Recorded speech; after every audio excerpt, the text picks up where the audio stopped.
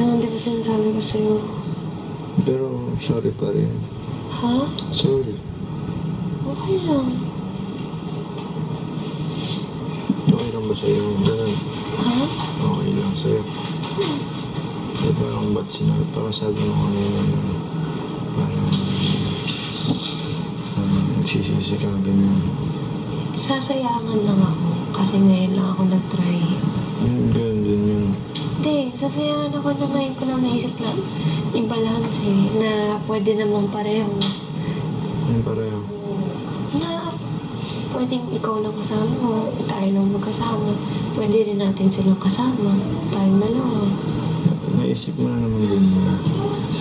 Yung pwede yung maisip mo. Maisip mo yun. Siguro naisip mo ngayon. Yung.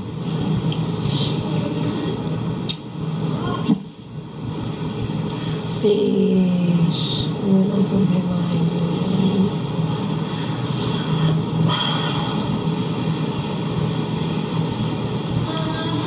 Pero okay lang sa'yo. Sorry pa din. Kung hindi mo na okay sa'yo. Hindi okay sa'yo talaga. Sorry. Then, kung ano gusto mo.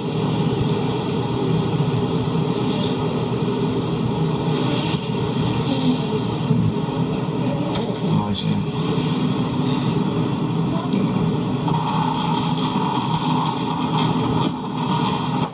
Lagay mo nga doon. Wait, ano yan?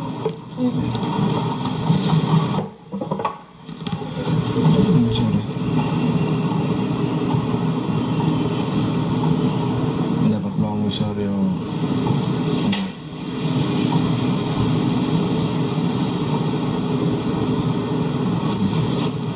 Chill. Relax ka muna.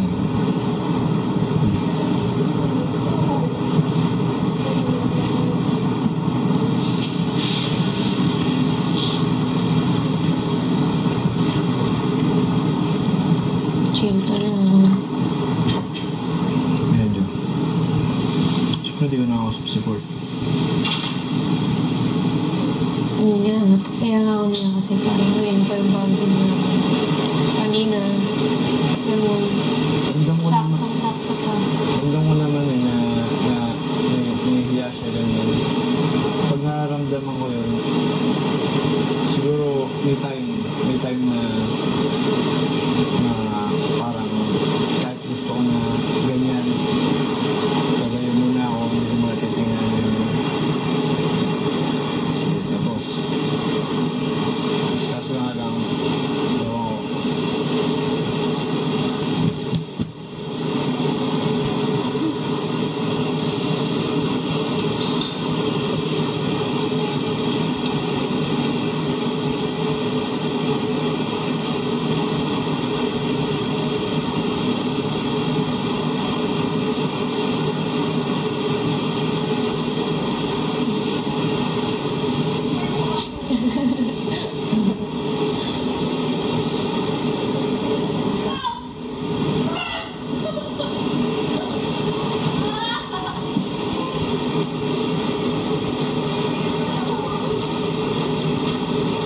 Siguro ngayon, maliba yung takbo ng bahay kasi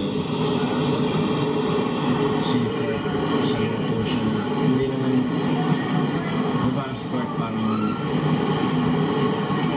siya yung talagang pusa sa luto. Pero feeling ko mag-iba konti pero masasanit na siya sa ganyan din. Sinabihan ko siya kanina eh.